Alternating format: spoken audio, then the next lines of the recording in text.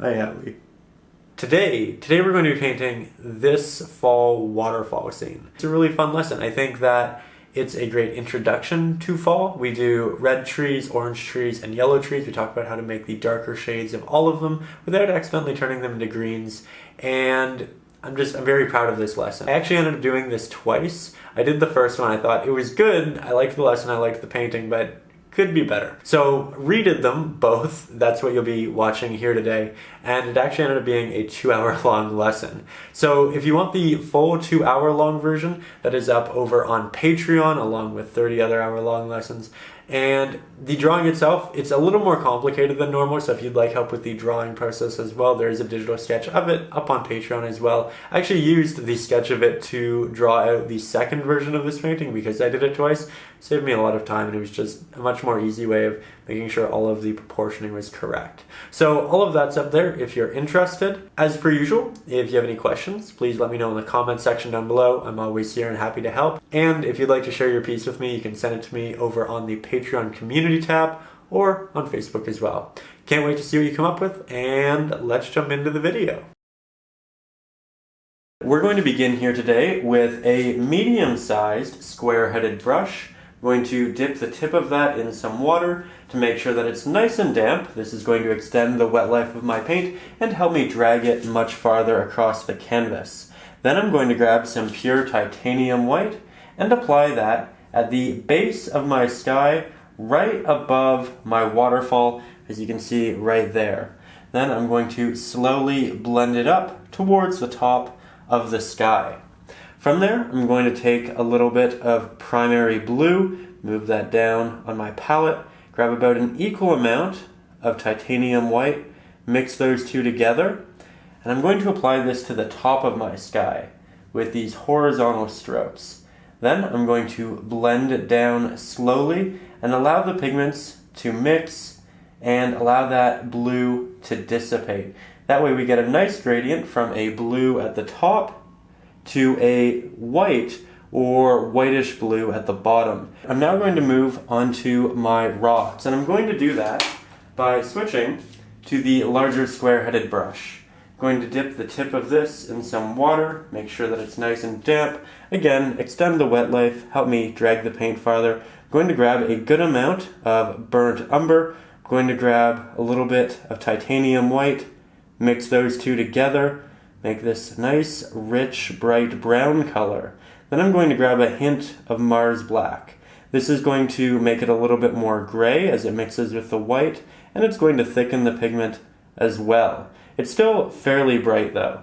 Now I'm going to use this to block in all of the top areas of my waterfall here. As you can see, the top is a little bit brighter because it's blending with the titanium white, and that's okay because the light is going to leak through and down here onto this surface. I'm going to go back to my palette. I'm going to grab a little bit more burnt umber. I'm going to grab a little bit more Mars black, and I'm going to mix up a second little bit right here.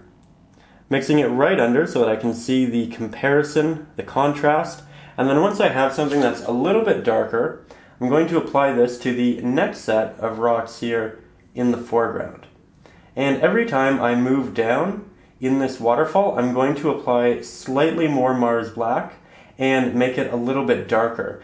Now that our paint has had some time to dry and we have some clean water, we're going to begin adding some midtones and highlights to our piece. I'm going to take my smaller square-headed brush, dip the tip of that in some water here, head over to my palette and create a color that's brighter than what we just did here. Now I still have that right here on my palette, so I'm going to mix my new application right beside it. That way I have a point of reference and contrast. So I have some titanium white, some burnt umber. I'm going to grab a hint of my Mars black. And I'm going to grab some more burnt umber just to give it a bit more saturation. So there we have something nice and bright, and I'm going to apply this initially on the tops of these rocks. And I'm doing that because the light is coming over the rock. It's going to blend down and dissipate as we move farther down the waterfall. Now that we've let all of our rock dry, we're going to begin working on the water. I'm going to take my smaller square-headed brush, dip the tip of it in some water so that the bristles condense, so they get those nice, fine, sharp movements.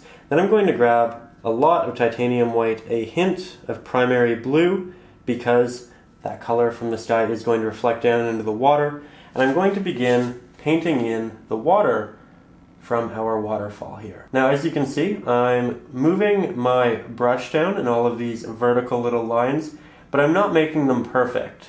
That way it looks like the water's falling in different areas, it's hitting different rocks, different pieces are protruding, different areas are slightly more thin than others as well. And it's going to be this eclectic mix of little changes that's happening in the water that's going to make it interesting. I'm going to take my medium-sized square-headed brush, dip the tip of it in some water, head over to my palette, grab some primary blue, a little bit of Mars black, and a little bit of titanium white as well. I'm going to mix these three pigments together to make a nice, rich, dark blue, as you can see, which I'm now going to throw via horizontal strokes down into our water here. We're going to have a blue sky reflecting some beautiful blue into our water. However, it's going to be a little bit darker. It's not going to be full of light, as we do have a lot of trees covering this area. We have the large rock wall covering this area, and we just want something that's going to be rich, full of a nice color, but also not too distracting either, because we're going to want a lot of our attention to be on the waterfall and on the vibrant colors in our trees as well. So we're going to mix a dark yellow for our reflection by taking some primary yellow, by taking a hint of primary red. Primary red is going to protect it a little bit from turning green. Won't do all of the job, but it will help. And then I'm going to grab some of our burnt umber here.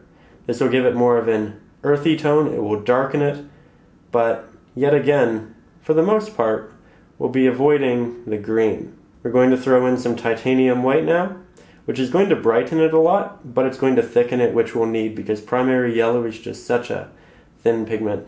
Then we're going to grab a hint of Mars black and work that in there as well. It's gone a little bit green, but that's okay. Now I'm going to take this pigment, I'm going to throw it right down here in our painting. I'm going to use horizontal strokes, and I'm going to blend it into that blue that we have. So I'm going to switch over to an older square-headed brush. This is one where the bristles leaf off in varying directions, so when I make a tapping motion with it, I get hundreds of little implications on the canvas. It's fantastic for foliage in the distance, stars, a bunch of things. But again, you can make one very simply by just peeling back the bristles on a square-headed brush. Now, with it, I'm going to take some primary yellow, mix that down here. I'm going to take some titanium white, create a nice highlighted yellow pigment for our foliage, and then I'm going to tap that on here, as you can see. And just like that, we have a nice little reflection, but the water is going to be moving a little bit. So we're going to take this same brush, I'm going to make it nice and clean. When you clean this brush, the bristles condense, which makes it much better for making strokes. And then I'm going to make a couple of strokes horizontally. So if you remember, we start by taking our larger square-headed brush, grabbing our primary color, making it a little bit darker. This time I'll use some Mars black, because I don't have to worry about the red turning into a green. Instead it looks a little bit more violet or purple, but that's actually a really nice base color. Also going to grab a little bit of titanium white, not to brighten it, but to thicken it. And now, I can apply that right here. I'm going to take some primary red, mix that in with our previous red application, create a nice little highlight with it, and I'll tap that all over our new application, leaving little spots and openings with that dark layer showing through, and we're going to add some highlights to our water now. So I'm going to take some primary blue, I'm going to take a little bit of titanium white, mix up a nice bright mixture here, come down, try it more in the middle to begin with, and blend it to the sides. These little applications can get smaller as we move into the background, less noticeable. And the paint's just dissipating on my brush, making it nice and easy. Now we're going to begin working on our trees, and we'll start with this large red one right here. Red trees are a very good tree to start with because the color palette's much more simple and it's a good beginner's guide to it. So we're going to take some primary red, move it down here on our palette. We're going to take a little bit of Mars Black and mix up a nice darker mixture of red. I'm going to grab a hint of titanium white, but we have to make sure that we're not grabbing much, because if we do, it'll turn into more of a pink. And I'm going to grab a little bit of a burnt umber to give it a little bit more of that earth tone and add another dark pigment to it, which I'm now going to apply with a tapping motion with my old square-headed brush. I'm doing this over the entirety of the space we want to have this large red tree showing. And this is going to be the base layer. We're going to add our midtones and our highlights on top of it. Now I'm going to take some pure primary red, move that down here on my palette, just grab a little bit of what we were working with before, create a nice little mid-tone. I'm going to apply this to the edges. This is going to be slightly brighter, and we're going to work it backwards in our tree. Now that our tree's had some time to dry, I'm going to take some of my primary yellow, a little bit of my burnt umber, a little bit of our primary red, start to mix up a nice dark yellow.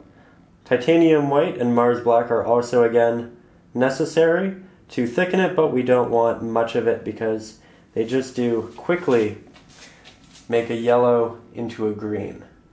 So I'm going to apply this nice first base layer into this area of designated white that we still have on our canvas that we didn't cover up with the red. So I'm going to take my medium-sized square-headed brush, grab some of our Mars Black, a little bit of burnt umber, tiny bit of titanium white to thicken it, and then from here, just going to drop a nice little rock here into our water.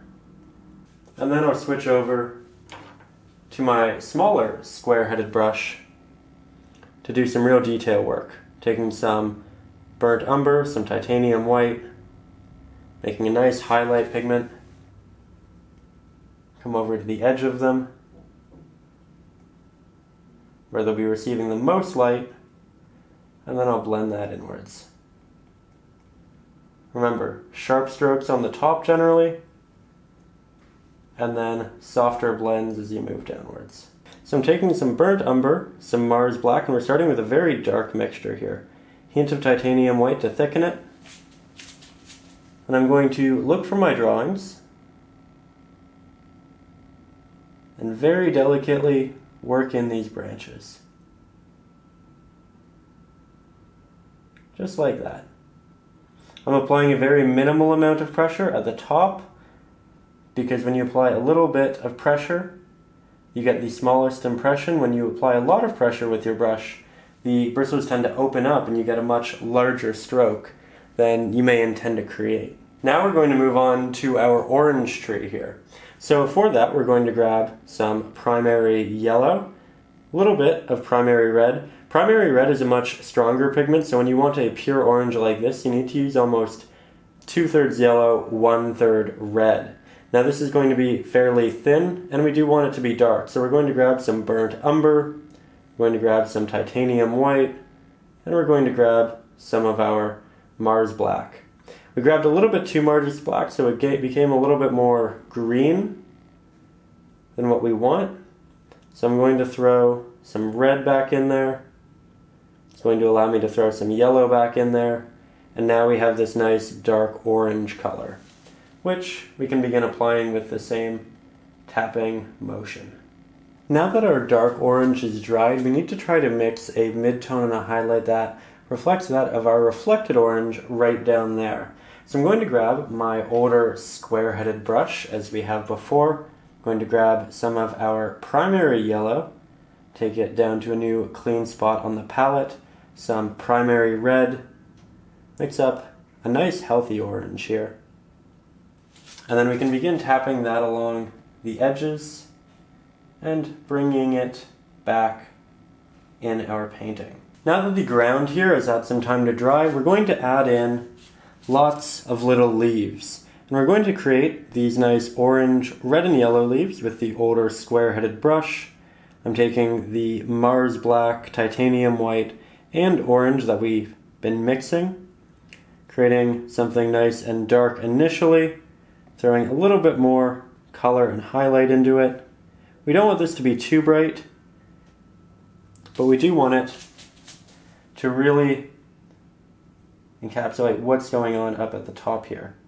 So I'm doing this with a little tapping motion in the same way we created all of our foliage, trying to let little areas of the blackish brown show through, as you can see. And we're just going to build on top of this. And that's a good base layer for our leaves. Now I'm going to switch back over to the smaller square-headed brush. I'm going to grab some burnt umber, some Mars Black, and draw in a couple of these rocks yet again. That will have some leaves in and around them. Now for some finishing touches, we're going to take our smaller square-headed brush here. I'm going to head over to my palette, grab some primary yellow, good amount of titanium white, mix up a really nice bright yellow here, like what we have for the highlights of our trees.